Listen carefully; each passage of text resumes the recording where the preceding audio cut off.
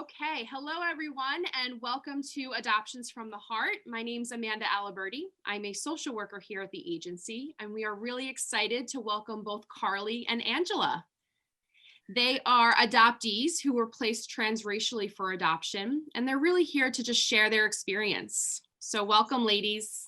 Thanks for having us. Thank you for having us. And again, we are excited that we have the capability of Zoom with our lovely COVID. We're all safe and able to still communicate, which is great. So if we could start by each of you giving a general overview, introducing who you are, the race that you identify with, and a little bit about your adoption journey. So we will start with you, Carli. For sure. So my name is Carli, and I'm 24 years old now. And I was adopted at birth, so from the hospital. And so, you know, the family that I have is the family that I know and that I love. And so it's been a full, my whole life, this adoption story has kind of just been, you know, what I know and what's close to me. And so I was adopted by two white parents. And then I also have two siblings that are both adopted as well. My younger brother is my half sibling, so he's the only person I know that's blood related to me. And then my older sister was adopted as well. And then I am African American, and my younger brother is, he is half Hispanic and half African American. And then my older sister is Hispanic. So we have a blending pot of people. But yeah, I think that kind of makes it exciting for us in a way. Wonderful. Thank you. And how about you, Angela? Yeah, my name is Angela Tucker. I am about a decade older than Carli.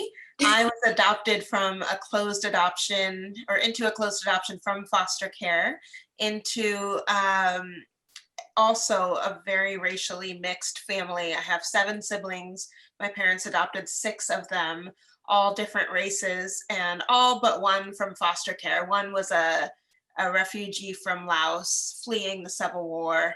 But I grew up not knowing anything about my birth family, just by the nature of closed adoption, and found my birth family about 8 years ago, I think now. And that was all chronicled through a documentary called Closure, where I find my birth parents, including my birth father, who had no idea that I was alive, and that was very exciting.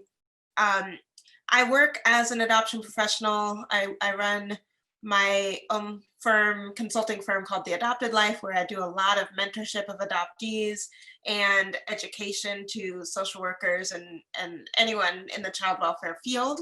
And I also am the director of a post-adoption program at a foster care agency in Seattle. I identify as Black. I grew up in a predominantly white space, was adopted from the South in Tennessee to the very corner of the Pacific Northwest up near Canada. So the racial population of the city that I grew up in was less than 2% Black. So grew up really familiar with microaggressions, tokenism, and also had a really loving family, wonderful parents. So I love to work in my education. That activism is primarily around amplifying adoptee stories to help everybody understand that adoptees can love their adoptive parents and still hunger for more information about their roots. Wonderful. Thank you.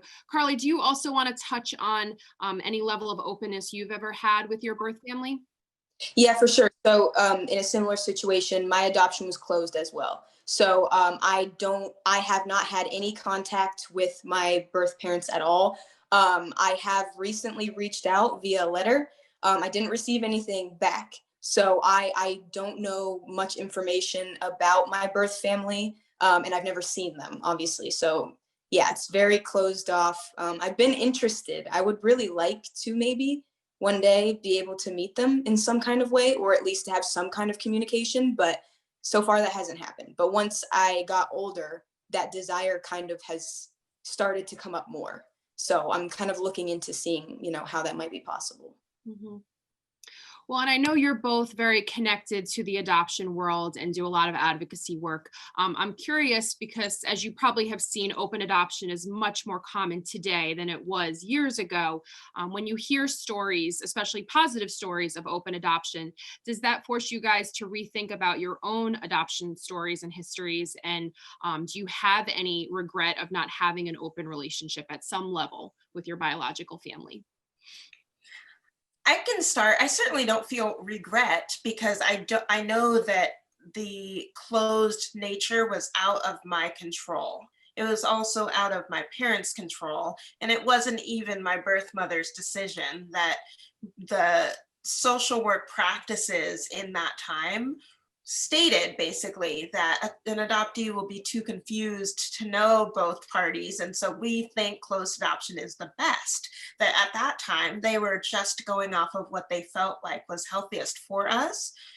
Now that we know better, now that we have research that adoptees really aren't, that we are capable of knowing multiple people as our family, and that it actually increases our overall well-being. And we know from the American Academy of Pediatrics, they put out a study that said 1 in 4 adoptees who seek therapy attempt suicide. And that study has some, it's not a direct correlation, but there's some evidence to show that the less that adoptees know about themselves, the harder it is for their kind of mental health stability. So now that we know openness is healthier, I am working really hard, including was just published in a journal for a new practice model for social workers to encourage adoptive families to have openness. And in that model, I basically state that every single adoption can and should be open, even those that are unsafe, where birth parents are deceased. That openness is really about the spirit that an adoptive parent brings into their home in feeling comfortable talking about one's birth parents. That alone is openness, that physical contact isn't the definition of openness. You can have no physical contact and still be really open. And so in that sense, I did grow up with a little bit of openness, in the sense that my parents were really open about all that they knew, which wasn't very much, but none of that was hidden from me, which I think has really helped in my adoptee identity, even though I didn't know my birth folks for too long. Mm-hmm. Mm-hmm. How about for you, Carli? Yeah, I mean, I think those are all just really, really good points. What you mentioned about the fact that we still have the space to be able to know both sides in a way. It's not something that we're incapable of doing. Like that is possible to do, and in a lot of ways very healthy to have. And so that it's a very, very good point. I haven't really thought of it that way before, but I definitely, I don't, there have been moments obviously that I've gone back and I'm like, man, like it would really be nice to be able to hear from them. Or you start to take it on yourself as your mind starts to play tricks on you, and you feel like, well, they want nothing to do with me. So I guess right off the bat, they wanted to be cut off from me. Like there has to be a reason, and obviously I wasn't given a ton of information as to why this happened. Mm-hmm. Why the adoption itself even happened, let alone why it was chosen to be closed, or who made that decision. I'm not really aware of that. At 24, I'm still like, I really am not so sure. So of course there have been moments where I'm like, I wish I had more answers at least. It's almost like that connection is like what could catapult me into so many answers that I've always wondered about. But at the same time, I don't look back with regret as well, because I also do understand that times were different then, and that circumstances might have been different. And that maybe it was thought of as, this is what's best right now. This is what's going to work best at this time. So, I don't look back on that and regret that. Do I sometimes long for that connection? Absolutely. I think it would be great to know the people that I came from physically, like with my biological makeup and everything like that. I would love to see a picture or something, that would be really, really cool. Yeah, I would like that.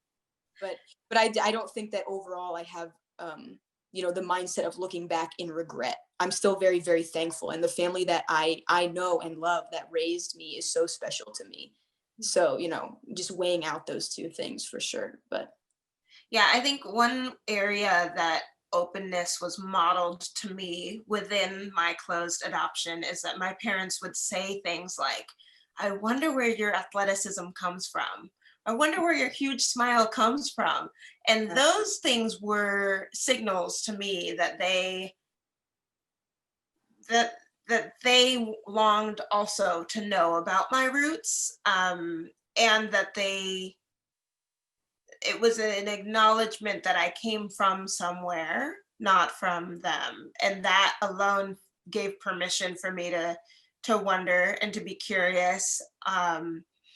I don't think that, like Carli mentioned, I don't feel regret because she feels thankful for her family. I do think those two things are completely separate, and that adoptees often have a lot of pressure to say, we're really thankful for the family we have, which can be true, but it has nothing to do with the circumstances that led us into this family, that they're completely separate. So in addition to both Carli and I saying, we don't feel regret over something that we had no control over, I think it is for me, what has catapulted me into kind of activism and working really hard in this space is the growing understanding of the oppression of birth parents. So it's not just that social workers thought that this might be the best approach for adoptees, but it's also that birth parents have very little rights. And that has been really frustrating.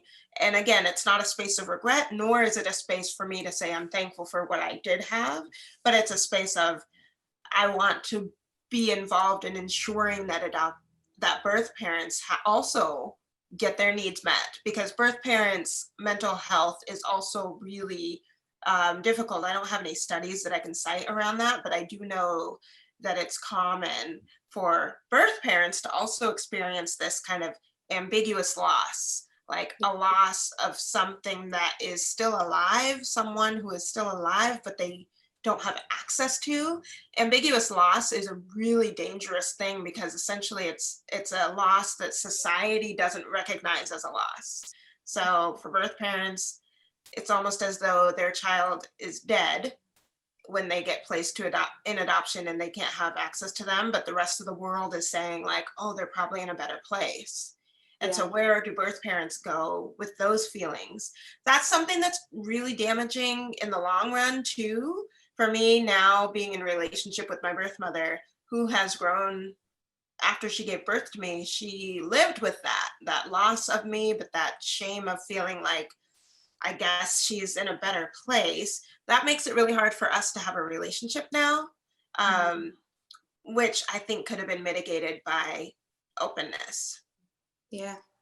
Wow. Absolutely. Carli, I'm curious, just being that you just attended one of our monthly support groups for birth mothers. Angela, just so you know, Carli came to one of the birth parent support groups that we hold here at the agency, and she was able to kind of guest speak and share her experience as an adoptee with other birth mothers. I'm curious if you have anything to put into that discussion, having had that discussion and hearing what the birth mothers go through in terms of the loss and what they face in their experience with the adoption. Yeah, that was honestly, I think that was a really powerful moment for me because, each of us as individuals, we're living a life out of our own lens. Like we see out of our own two eyes every day. We think with our own brains and we have our own hearts and our own souls. And so for me, I've seen my whole adoption process through my lens because that's what I know. It's how I was raised. And that's the position that I was in. And so me not having any contact with my birth mother personally made it so that aspect, that perspective was kind of cut off from me unless I chose to enter into her position and try my best to reverse and put myself in her situation. That was really the only way that I could fully even try to feel an ounce of what she must have felt. And I don't want to also assume how she felt either, but trying to make sense of how that must feel. And so sitting in that class, in that support group was really powerful for me because I didn't know any of these women that I was speaking to. but yet I felt a sense of, I don't know, like sharing in their heart and their feelings. And for some of them, their adoptions were like super recent, that they had had their child to be adopted. And so like just feeling that and sensing all of that, it was a lot. It was a lot for me to take in, but it was also really good for me to finally hear from that perspective in like such a close way. I just felt that, because they were asking me questions about my experience, but yet I just wanted to ask them like a million different questions about theirs. Like, I just want to know, like, what is that process like? What does that feel like for you? And it was amazing. And I was so appreciative that they were so open in sharing, these are my thoughts about it, this is how I felt. And most of them that I spoke to had open adoptions. So they talked about still meeting with their child, and still getting to get to know the family, get really close with the family that they had specifically chosen for their child to be with. And so the concept itself, it sounds like mind-boggling. Like, how do you navigate something like that? But they were so open, and it helped me, I think, to further understand my own birth family situation. Even though it might not be identical, it gave me a different physical lens to look through. So it was a really good tool for me to have personally. I really appreciated being there. I was honored to be there. So it was really I think the point is trying to bridge the gap, right, in some of the holes that people might face in their own story. So being able to connect an adoptee with a birth mother is really powerful. So I'm happy you were able to get that from the group. Can each of you share a little bit of your experience being a transracial adoptee? I know sometimes in these discussions of transracial adoption, people will question whether or not a child ever feels a sense of not belonging. Did either of you ever feel that growing up through your childhood or in your young adult life? Did you ever feel a sense of you did not belong? Yes, certainly. Growing up with all, I think, pretty much all white friends, only in retrospect can I see that I was kind of participating in some sort of forced assimilation sort of experiment. You know, at the time, I wanted to fit in, and I wanted to belong. But I love what Brene Brown says. She says she differentiates between fitting in and belonging. And fitting in is kind of changing who you are to fit in with who you are around, where belonging is being yourself and being able to be in a certain situation. I do feel like I was trying to fit in through different things, like straightening my hair so it was more like Eurocentric with all my blonde friends, because I remember being like in a convertible and their hair would flow in the wind and mine would just stick straight up and not do anything. And I was like, oh, I want that, so I might get it straightened. There's a lot of ways I think that I felt different. I think something that's less spoken of probably is every time we would go to Target, the clearance rack would have like these bright pink, bright yellow, all these bright color shirts that nobody wanted, but all my friends would be like, oh my gosh, that's so cool, you're gonna get that for $10. That looks great on your skin color. So to realize like the stuff for me was always on the clearance rack, because it wasn't just the khakis for white people. And I simultaneously liked that, but I remember I would never want to buy that right then. I would go back later with my mom and be like, oh, I want this and that and this and that. But at the time with my friends, it's like, oh, I don't like that. I don't want to buy that, because it was just so different, unfortunately. When I got into college is when I really recognized what was happening. And at that point, I describe it as throughout my life having white privilege by osmosis. Basically, people knew that I was adopted by white people. They knew I was in close proximity to whiteness. And so they're like, she's cool, she's safe. We can understand why she's here. Once I went to college, it was like, how'd you get here? Like, I don't get it. You're just this Black girl that chose like this predominantly white Christian university.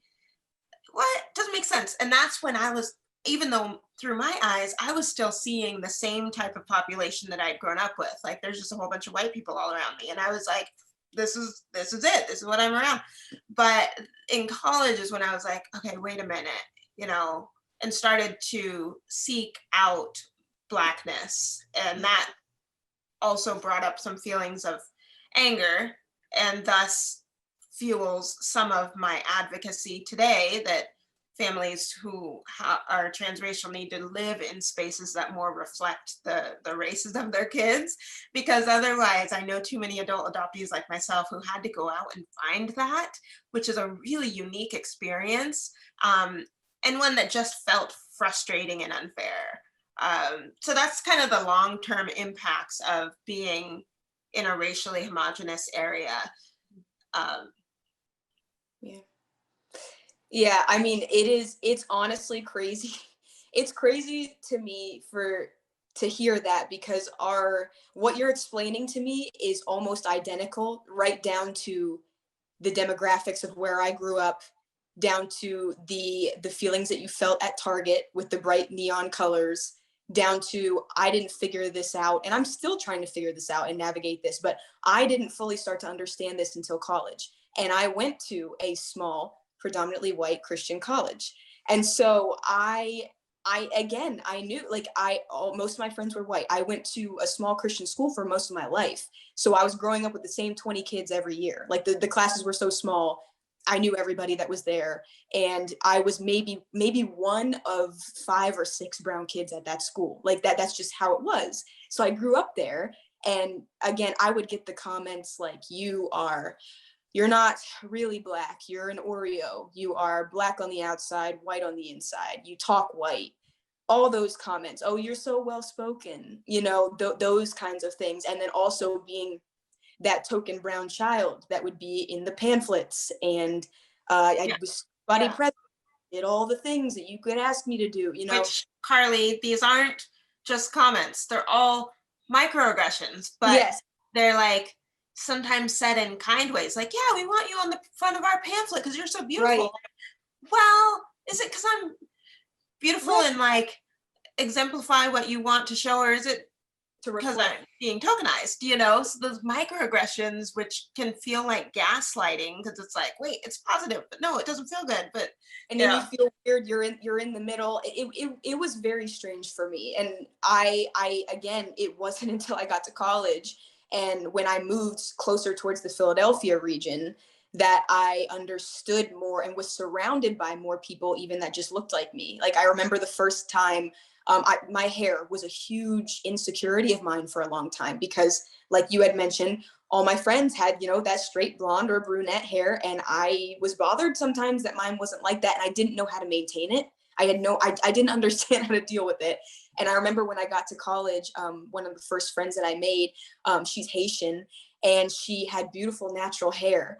And one night we were in the lounge and I was like, I just love your hair. And she was like, do you want me to do yours for you?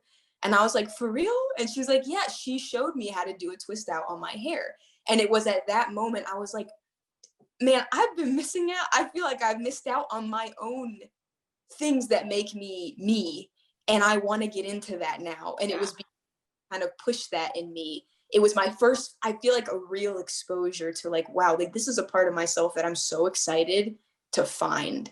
But it helped me too. It was really cool. So it was tough to navigate growing up, and it still is hard for me to try and navigate those things and to understand those things, how I carry myself, and how sometimes I feel stuck between two different cultures almost, because I'm so proud of who I am and my roots. But I sometimes feel like, am I too much of one? Am I not enough of the other? Like it's a weird position to be stuck in sometimes to navigate.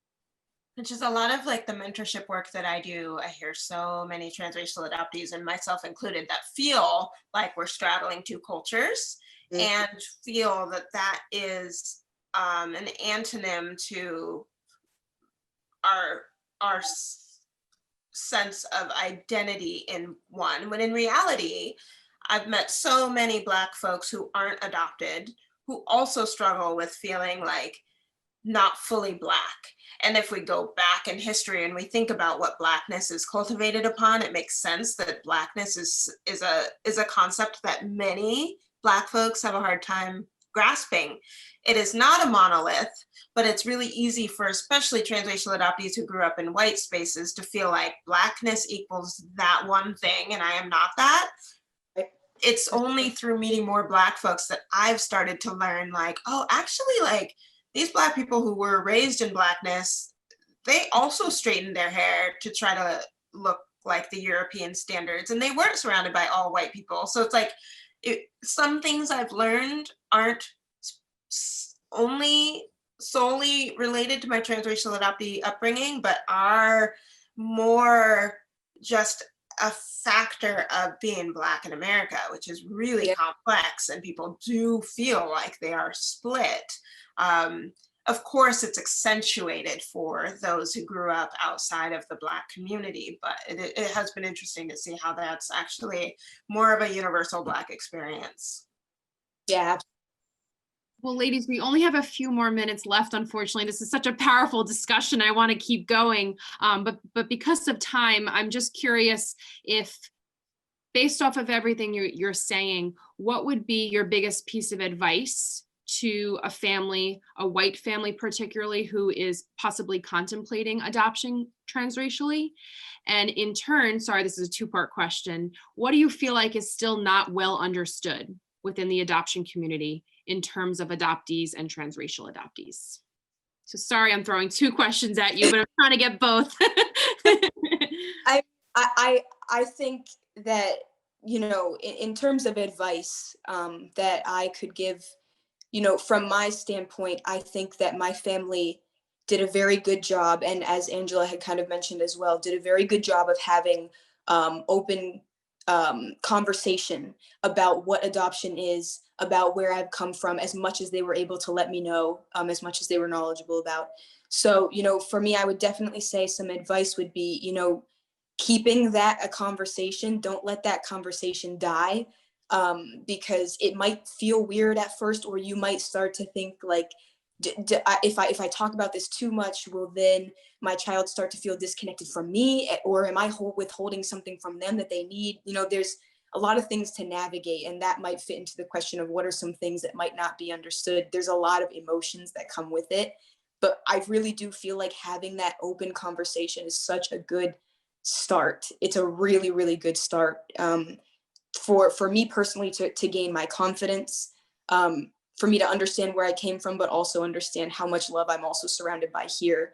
And that love was shown by having open conversation, being able to, my family actually sent my birth family Christmas cards every year. You know, just having that, it's beneficial for sure. So just being willing to have those open conversations, because the thing that some people don't understand is, from my point of view, I still struggle mentally sometimes with, you know, my identity and questioning where I came from, or even physically, just with even things like medically, some medical conditions that I might have that I don't know who they were passed from. I can't quite pinpoint why things going on with my body. I can't pinpoint those things. And so the mysteries that come with it can be pretty detrimental, mentally and physically. So, you know, I think just being open and honest about those kinds of conversations, and anticipating, understanding that those will be a factor, not shying away from it or getting scared by that, but understanding like these are the factors that come with it. But because we chose this, you know, we want to fight through that and work hard at this and understand and listen. So yeah, just those would be some of the main things that I've learned from my own personal experience that I would give. Advice for prospective transracial adoptive parents is that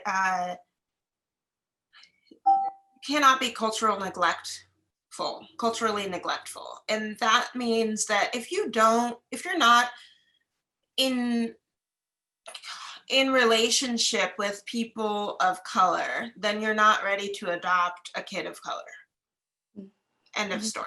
You cannot do it. That would be culturally neglectful, which is harmful. In terms of what we still need to hear, This is a lot of my work, is amplifying adoptee voices, allowing adoptees to tell their truth, speak their truth without being muted or without them being labeled angry, that their truth is valid and real. And so a lot of my work is amplifying adoptee voices all the way into media. That media needs to be more accurately representing adoptees and the multiplex of our identities, and that they are all valid and real and true. That only once we really listen will some of the harms that are done through adoption be able to be amended. We have to continue these discussions again. It was an honor truly to have you both on here. I know oftentimes the adoptee voice is not heard. And I think the fact that you're able to continue to share your experience, you guys are open and courageous enough to do that, we're very thankful and appreciative for. And hopefully we'll see you again soon. Thank you. All right, take care, be safe. Thank you.